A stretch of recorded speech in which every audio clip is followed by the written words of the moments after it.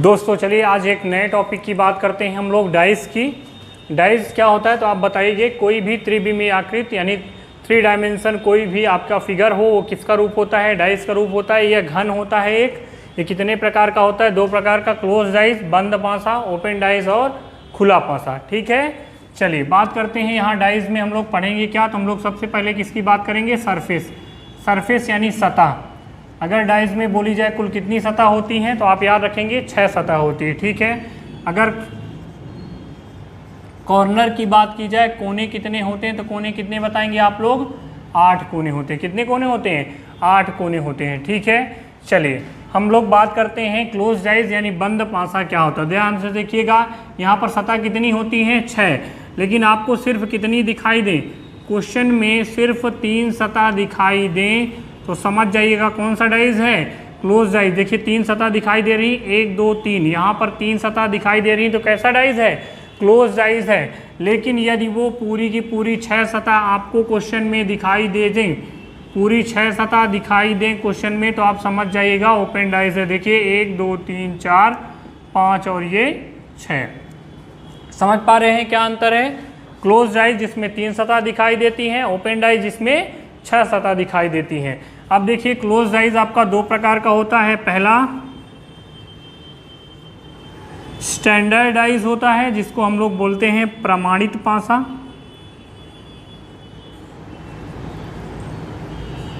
दूसरा होता है ऑर्डिनरी डाइस।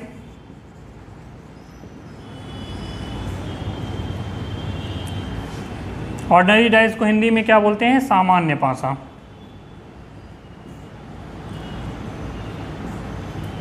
ठीक है, आपका क्लोज डाइस कितने प्रकार का? 2 प्रकार का, स्टैंडर्ड डाइस और ऑर्डिनरी डाइस। देखिए स्टैंडर्ड डाइस क्या होता है तो आप ध्यान रखिएगा, यह एक क्लोज डाइस होता है। इसमें सिर्फ अंकों का उपयोग होता है। क्या बोलेंगे इसमें? Use only. केवल इसमें किसका उपयोग होता है? अंकों का उपयोग होता है। और अंक कौन कौन से हैं? 1 2 3 4 5 और 6। ठीक है, चलिए हम लोग पढ़ते हैं किसको? स्टैंडर्डाइज को। देखिए हम लोग बात करते हैं स्टैंडर्डाइज की। स्टैंडर्डाइज क्या होता है तो याद रखिएगा, यह एक बंद पासा होता है।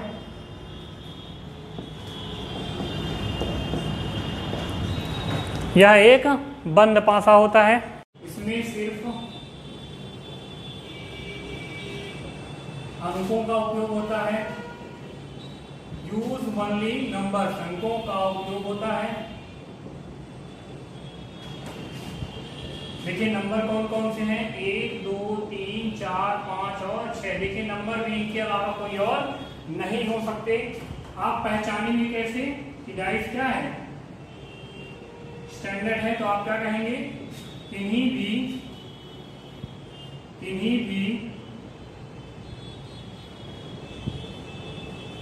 2 सतह का योग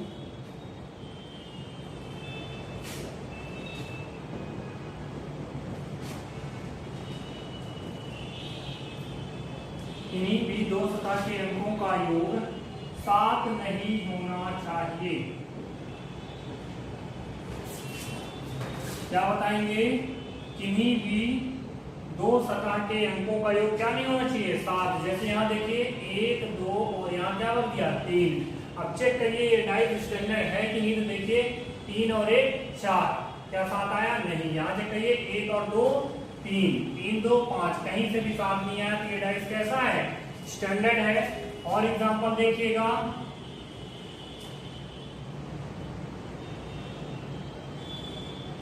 देखिए यहाँ भर दिया हमने 4 5 और 6। यहाँ चेक करिए 4 5 4 9, 6 5 11, 6 4 10, कहीं से 7 नहीं आ रहा है, यानी ये भी कैसा है? स्टैंडर्ड है। एक एग्जांपल और हम लोग देख लेते हैं।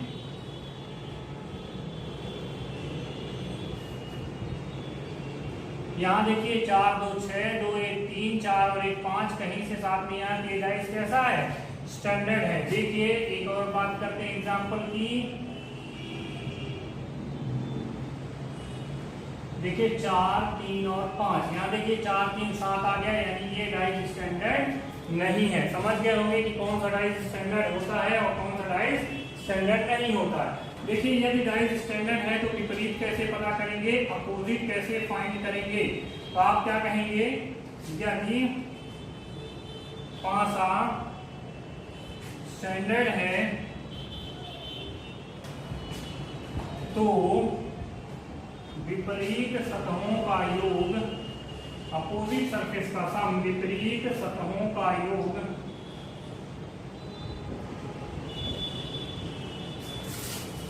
हमेशा 7 होता है। क्या कहेंगे भैया, देखिए अपोजिट कैसे निकालेंगे, यदि पासा क्या है, स्टैंडर्ड है तो विपरीत सतहों का योग हमेशा क्या होता है, 7। जैसे इस वाले लाइन में आप देखिए, यहाँ पर मैं लिख रहा हूं इसको, मैंने यहाँ लिखा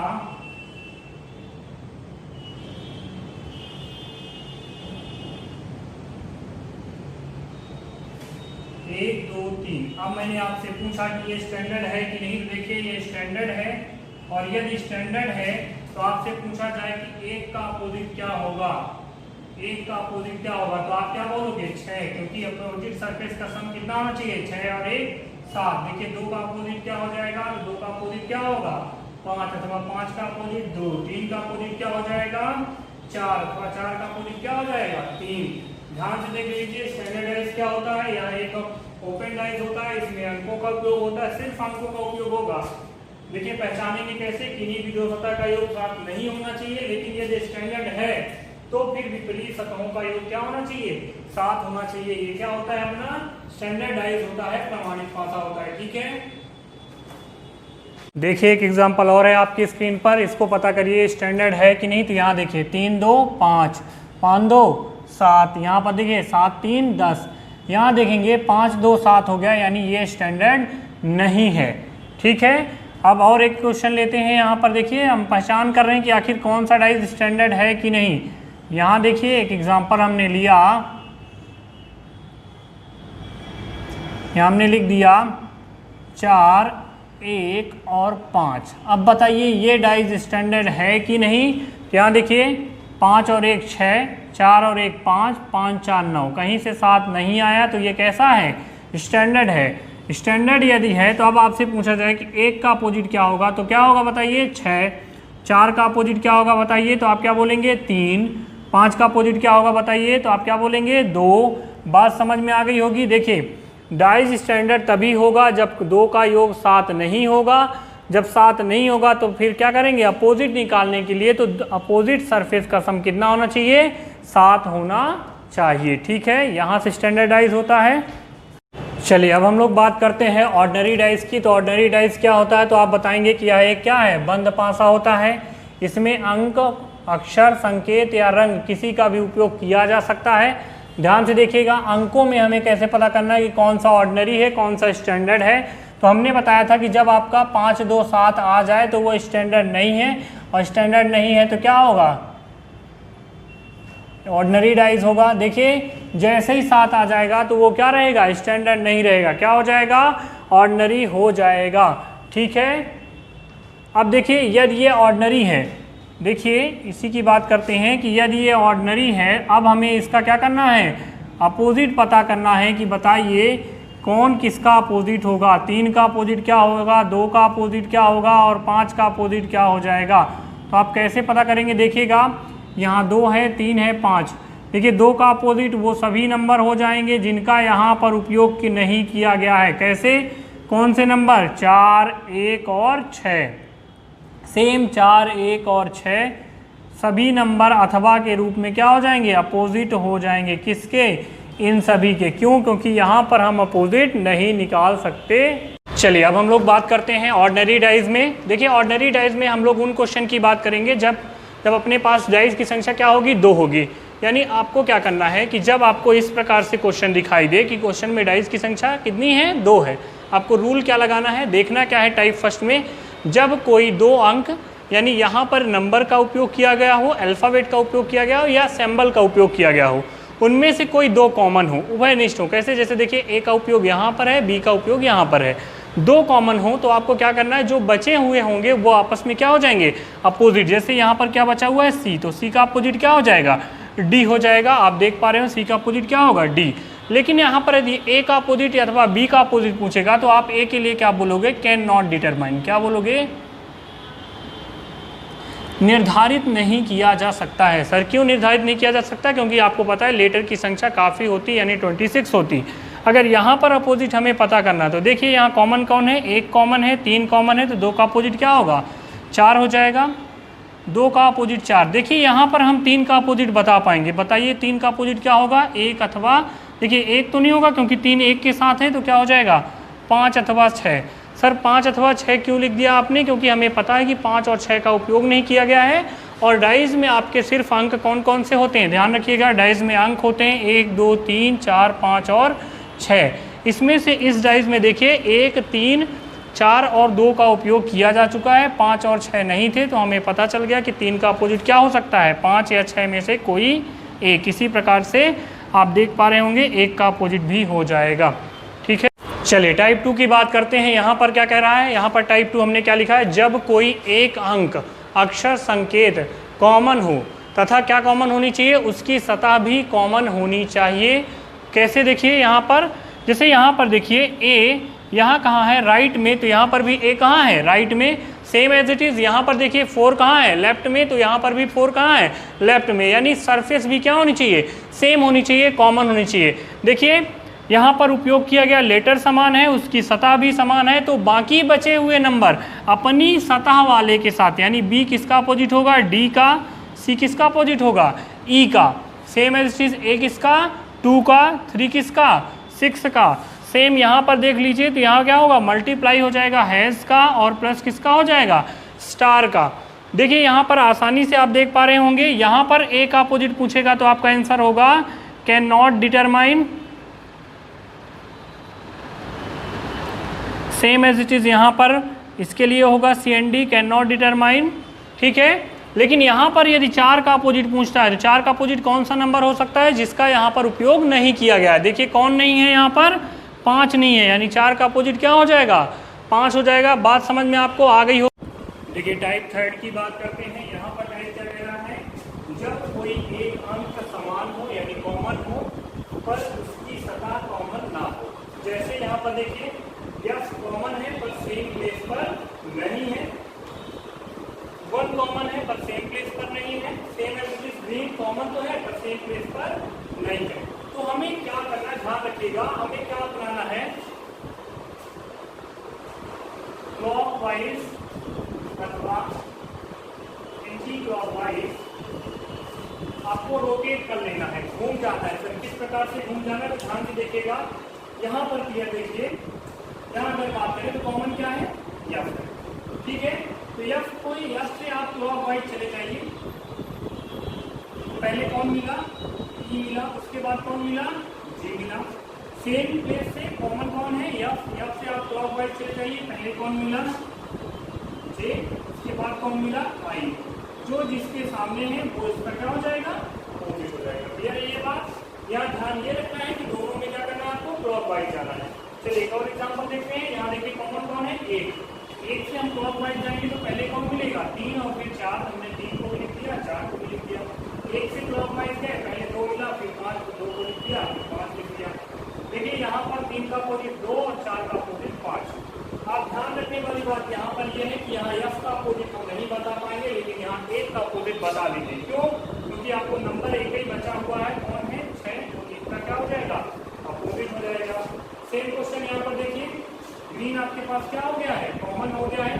ग्रीन से आप क्लॉकवाइज जाएंगे तो पहले कौन मिलेगा, पिंक, फिर कौन मिलेगा, येलो। ग्रीन से आप क्लॉकवाइज जाओगे तो पहले कौन मिलेगा, ब्लू, फिर ग्रीन। यानी पिंक के लिए आपको कॉमन क्या मिल जाएगा, ध्यान से देखिए यहाँ पर ब्लू,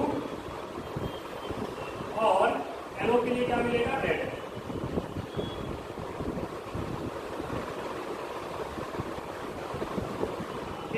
चलिए कुछ एग्जाम्पल आपको दिख रहे होंगे, इनको कोशिश करते हैं हम लोग करने की बात करते हैं। जैसे इस एग्जाम्पल में देखिए क्वेश्चन है अपोजिट ऑफ 6, अपोजिट ऑफ 6, 6 का विपरीत क्या होगा। सिंपल एकदम पैटर्न आप देखिएगा, आपको क्या करना है, अपोजिट किसी का भी पूछा है आपको कॉमन ढूंढना है। उभयनिष्ठ कौन है, तो आप देखिए 3 ऐसा है जो 3 बार उपयोग किया गया है, 6 है जो कितनी बार उपयोग किया गया, 2 बार। 6 कितनी बार उपयोग किया गया है, 2 बार। हम कॉमन किसको ले लिए? 6 को। अब ध्यान रखिएगा, एक बात आप देखिएगा, जैसे ये आपका डाइस है, अब आप देखिए अगर यहाँ पर 6 है तो 6 का अपोजिट क्या होगा? ये बैक साइड वाला होगा ना, पीछे वाला। क्या 6 डायरेक्टली इसे टच कर पा रहा है? यानी मैं आपको ये कहना चाह रहा हूँ कि जो भी अपोजिट होते हैं वो कभी एक दूसरे को टच नहीं करते। यानी 6 अगर ये है तो 6 का अपोजिट बैक साइड होगा, और बैक साइड हमें कभी दिखाई नहीं देता है। यानी जो क्वेश्चन में दिखाई दे रहा है वो कभी भी एक दूसरे का अपोजिट नहीं होगा। यानी 6 का अपोजिट यहाँ से नहीं निकलेगा, 6 का अपोजिट यहाँ से भी नहीं निकलेगा। क्यों? क्योंकि ये साथ में है। देखिए 6 का अपोजिट क्या नहीं होगा? 5 नहीं होगा, 5 को कट कर दीजिए। 6 का अपोजिट क्या नहीं होगा? 3, तो 3 को कट कर दीजिए। अब बचा क्या? 6 के लिए क्या बचा है? जो बचा है वही क्या हो जाएगा? आंसर हो जाएगा। चलिए सेम एज इट इज यहाँ पर बात करते हैं। यहाँ पूछा है आपसे अपोजिट ऑफ 1, एक का विपरीत क्या होगा? एक का अपोजिट क्या होगा? देखिए एक यहाँ पर है, एक यहाँ से अपोजिट नहीं निकलेगा, एक यहाँ पर भी है, यहाँ से अपोजिट नहीं निकलेगा। तो हमें अपोजिट निकलेगा कहाँ से? तो ध्यान से देखिएगा, एक का अपोजिट क्या नहीं होगा? 6 नहीं होगा, 6 को कैंसिल कर दीजिए। अब यहाँ देखिए एक का अपोजिट 4 नहीं होगा, आपने देखा यहाँ 4 नहीं है, कोई दिक्कत नहीं। एक का अपोजिट यहाँ 2 भी नहीं, यहाँ से भी कोई दिक्कत नहीं, आपने कैंसिल कर दिया। सर यहाँ से तो अब आ ही नहीं रहा है, यहाँ बच रहे हैं 5 और कौन बच रहा है? 3। तो आप आंसर क्या लिखेंगे? 5 अथवा 3। ठीक है, ये बात आसानी से लिख देंगे। चलिए यहाँ पर बात करते हैं आप लोग। यहाँ पर 4 डाइस हो गया, करने का पैटर्न नहीं बदलना है। यहाँ पर हमें अपोजिट निकालना था 6 का, अपोजिट ऑफ 6। 6 का अपोजिट बताइए। देखिए 6 यहाँ पर है और यहाँ पर है, 6 का अपोजिट कौन कौन नहीं हो सकता है? ध्यान से देख लीजिए। 1 नहीं होगा क्योंकि यहाँ पर है, 4 नहीं होगा क्योंकि यहाँ पर है, और कौन नहीं होगा? 3 नहीं होगा। अब देखिए बचा कौन? 2 अथवा 5, यानी 2 या 5 में से कोई एक है जो क्या हो सकता है? 6 का अपोजिट हो सकता है। देखिए 6 का अपोजिट हो जाएगा तो हम लोग चेक कर लेते हैं किसी और के लिए। तो 2 किसका अपोजिट हो सकता है? पॉसिबिलिटी चेक करते हैं हम लोग। क्या ये आप देख पा रहे होंगे? यहाँ देखिए एक कॉमन है, 1 2 3 जगह एक कॉमन है, तो 1 के लिए अपोजिट क्या हो जाएगा? तो 1 के लिए आपका अपोजिट क्या हो जाएगा? 2। सर 1 के लिए अपोजिट क्यों निकाल रहे हो? क्योंकि यहाँ पर क्या है? डाइस की संख्या 4 है और 4 में हमें कई सारे कॉमन दिखाई दे रहे हैं, इसलिए हम पहले उनका अपोजिट निकाल लेते हैं जो कॉमन है। तो 1 का अपोजिट हमें क्या मिल गया? 2। देखिए 6 के लिए बचा क्या क्या था? 5 और 2। तो अब 6 के लिए क्या बचा है? देखिए 2 तो होगा नहीं, तो अब बचा क्या? 5। यानी 6 का अपोजिट क्या हो जाएगा? 5 हो जाएगा। ठीक है, चलिए यहाँ पर बात करते हैं अब हम लोग। तो यहाँ देखिए आपके पास यहाँ पर पूछा था लाल का अपोजिट क्या होगा, लाल का विपरीत क्या होगा। तो आप कैसे फाइंड करेंगे? देखिए यहाँ पर लाल से तो निकलेगा नहीं। अब देखिए आप क्या करेंगे आप लोग, यहाँ पर देखिए इन दोनों में क्या कॉमन है? इन दोनों में क्या कॉमन है? आपका पीला कॉमन है। पीला का अपोजिट क्या हो जाएगा? लाल हो जाएगा। सर लाल क्यों होगा? क्योंकि पीला का अपोजिट आप देख पा रहे हैं काला नहीं होगा, यानी काला कैंसिल कर देंगे। पीले का अपोजिट हरा नहीं होगा तो हरा कैंसिल कर देंगे। तो पीले के लिए बचा क्या? लाल। तो लाल अपोजिट हो जाएगा किसका? पीला का। ठीक है, देखिए कुछ और एग्जाम्पल आपको दिखाई दे रहे हैं, चलिए हम लोग करने की कोशिश करते हैं। देखिए इस क्वेश्चन में क्या कह रहा है? 3 का विपरीत क्या होगा। हमने जितने भी टाइप देखे उनमें देखिए इसमें क्या है? डाइस की संख्या कितनी है? 1 और 2। यहाँ देखिए क्या ये स्टैंडर्ड है कि नहीं? यहाँ देखिए 4 3 7 हो गया, स्टैंडर्ड नहीं है, ये ऑर्डिनरी है।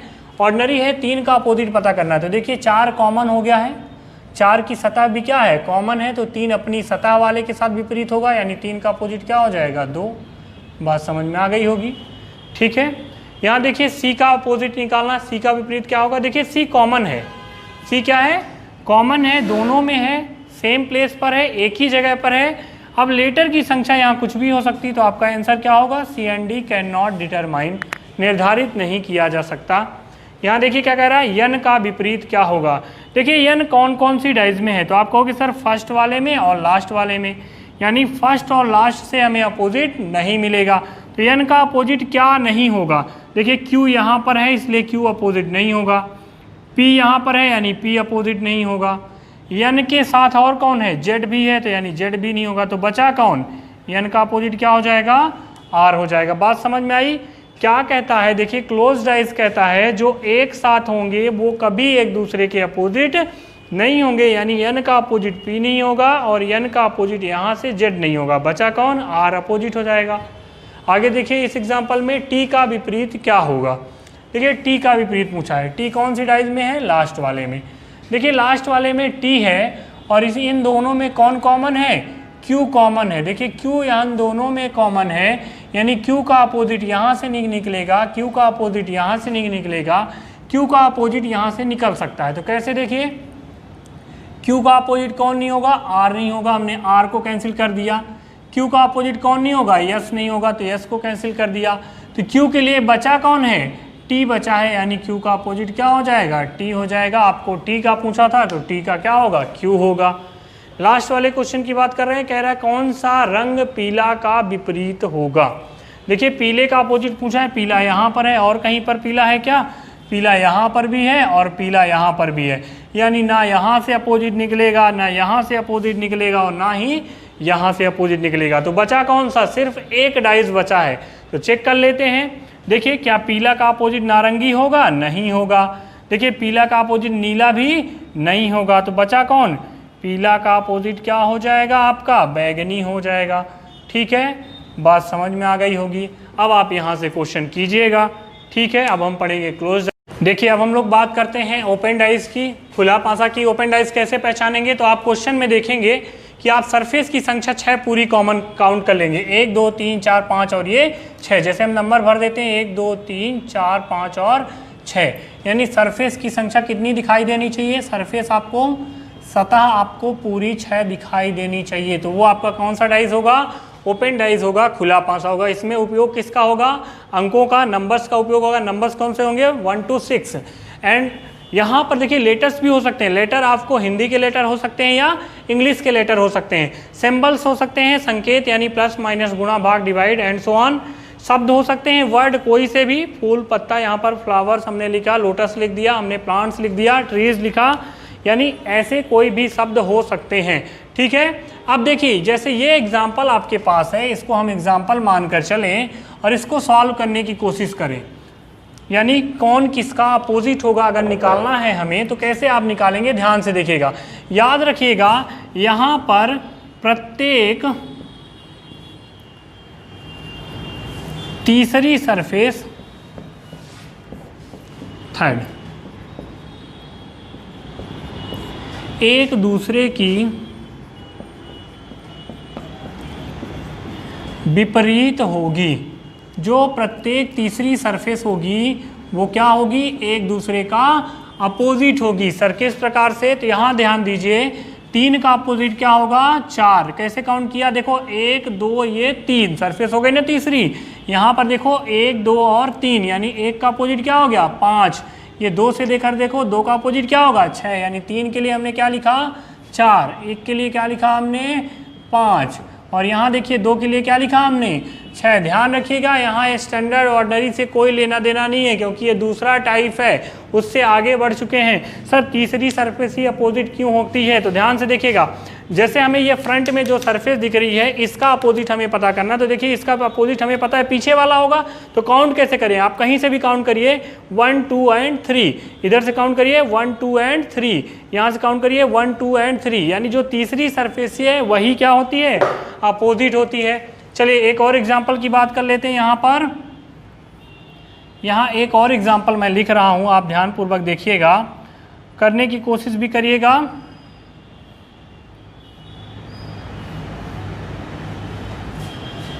जैसे हमने यहाँ पर लिख दिया A B C D E और F।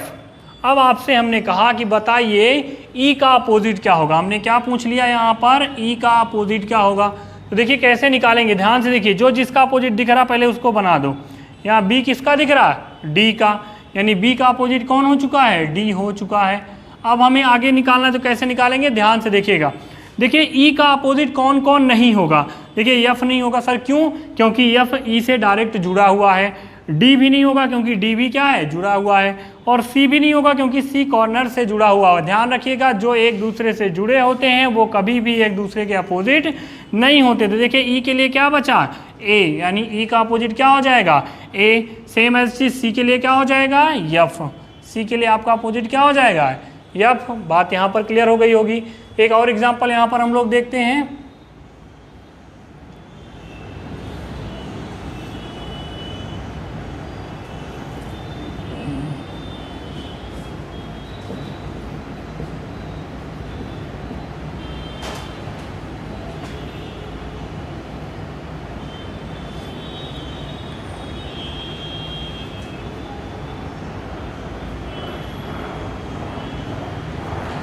चलिए यहाँ पर देखिए कौन किसका अपोजिट होगा, ध्यान से निकालने की कोशिश। तो देखिए का के लिए क्या हो जाएगा, चा। गा के लिए क्या हो जाएगा, आ। और खा के लिए क्या हो जाएगा, रा। यानी का अपोजिट हमने क्या निकाला है, यहाँ पर देख लीजिए, चा। गा का अपोजिट हमने क्या निकाला है, आ। और खा के लिए हमने क्या अपोजिट निकाला है, रा। इस प्रकार से आप आसानी से इस पर अपोजिट निकाल लेंगे। ठीक है।